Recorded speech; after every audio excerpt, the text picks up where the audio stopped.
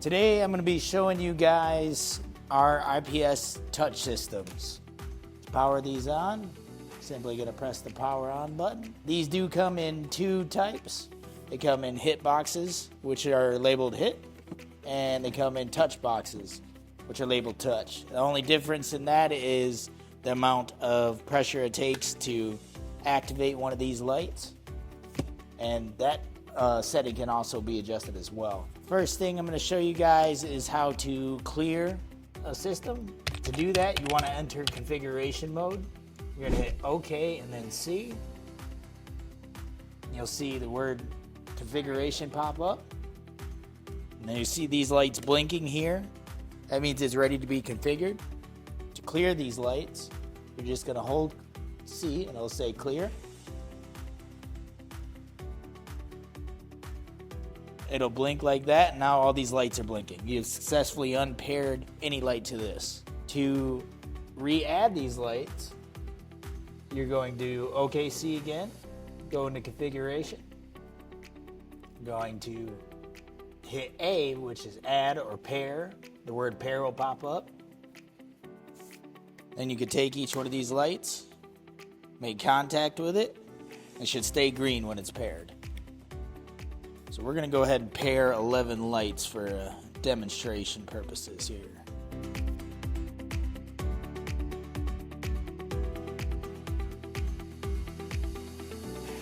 Once you've paired the lights, you're going to go ahead and hit OK or the power button.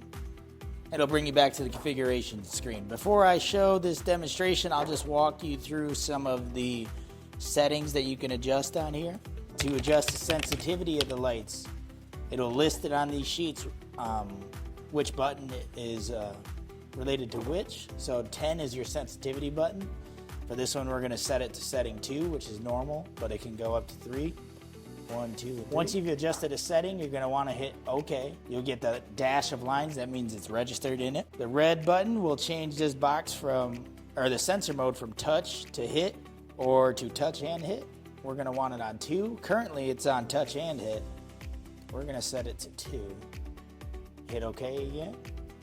The green button is IPS. It should be an IPS. It can go to hit, but we wanted an IPS. 25. 25 is our start light button. So it's off. We want it on.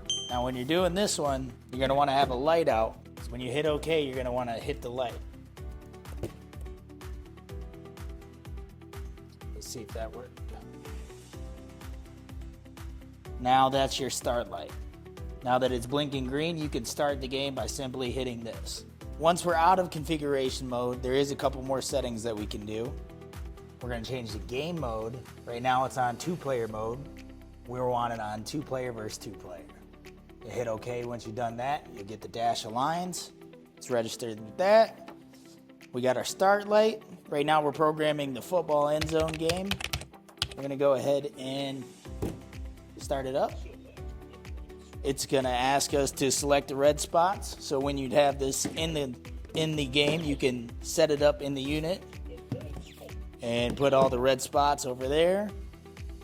Hit OK. Then you're going to select these ones, and you can put this on the right side of the game. We're done there.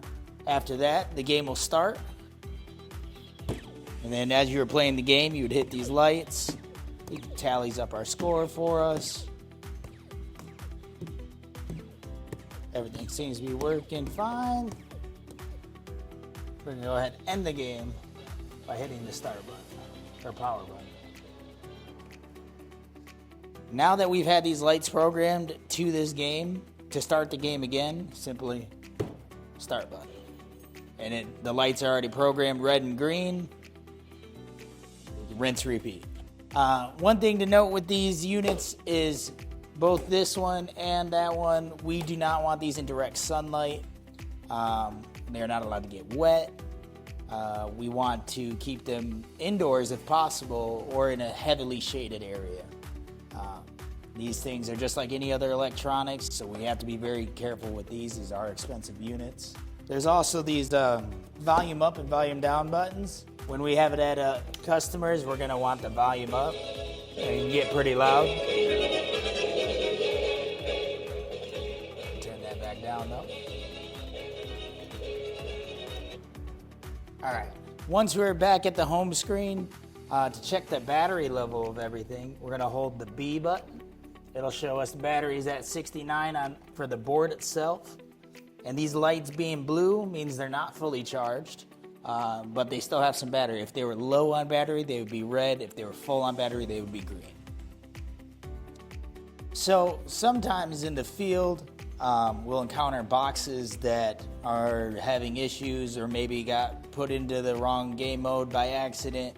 And to troubleshoot those, I often find it the best way is to just reset the settings themselves. You know, let's say we were having an issue with this board and I went and checked and it's in the correct game mode and it's still not working.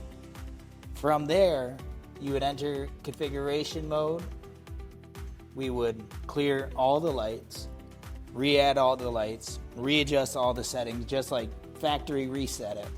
And the game should work theoretically from there. But oftentimes what happens is it ends up just being in the wrong game mode. Somehow it ended up in 1 player, 2 player. It's important to hit OK when you make these changes. So this is another newer model of our IPS touch boxes. This one comes with a digital display. I'm gonna walk you guys through how to program this. It simplifies a lot of the things we do with the old box. It does have a lot more options, however, but we only use a certain set amount of settings, so try to follow the script on these things. We're gonna turn it on. So currently we have a start light that's showing. To work this, we're gonna reset the lights in here because we're gonna reprogram this. So first I'm gonna go to reset spots. It'll say 2P groups have been reset. You're gonna hit the settings button until it gets you to this screen. This is the general settings screen. For this game that I'm gonna program, we do not need a start light, so I'm gonna go ahead and turn that off. It says spots over here. This is where you're gonna clear or add lights. I'm gonna clear all spots. Now with this one, it shuts the system down and does a reset. It takes about 40 seconds. Fast forward time here.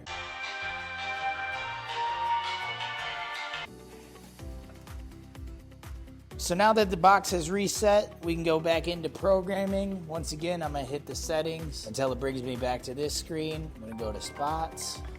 It says 0 nodes active, 0 nodes paired. We have our hit, touch, and hit touch settings. For this one, we wanna be in hit, so I'm gonna go ahead and switch it to hit. I have our sensitivity setting. We're already at 2, so that's good. We're gonna select lamps. It says ready. Same process. Just gonna touch and hold these lights. All right, so now that we have all 10 lamps paired to it, and our settings are correct, we're gonna go ahead and hit the back button. One more time, it'll take us to games. We're gonna go Light Hunter. Light Hunter is gonna be our primary game for almost everything that we rent out here. Once you're into the Light Hunter section, there's another small settings. We're gonna go to that. Now this allows us to turn it into a 1 player, 2 player, or 2P2. For this game, we're gonna use 2P2. We're gonna turn all the lights on. The game time set at 45 seconds. Go ahead. Back out of that. There is no start button on this, so start would be using this button. Select the red spots. So for this game, we would have 5 red spots on the left, 5 green spots on the right. Select the red spots. Select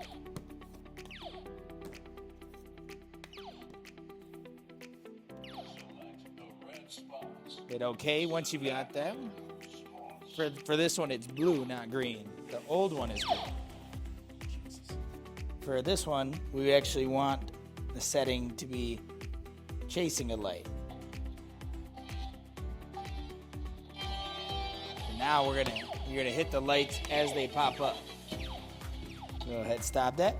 Alternatively was the other setting where it has all the lights on at once, and you're just trying to hit.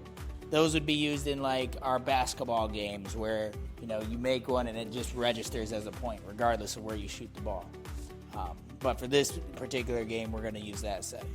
All right, the last thing I'm going to show you guys is how to charge the boxes. Now, normally all the charging does get done here at the warehouse, but in the event you had an overnight rental, you would have to show the customer how to charge the box in order for them to use it the next day. So, to start, take one of these cords. There is a long extension one that comes out the top here. This is going to be the board charger. To charge the board, you undo the Velcro, lift out the side. There is a small hole right back there. Once you do that, you see a red light pop up in the lower right-hand corner of the digits. And as for the lights, each one of these lights has a little hole here. Simple as plug.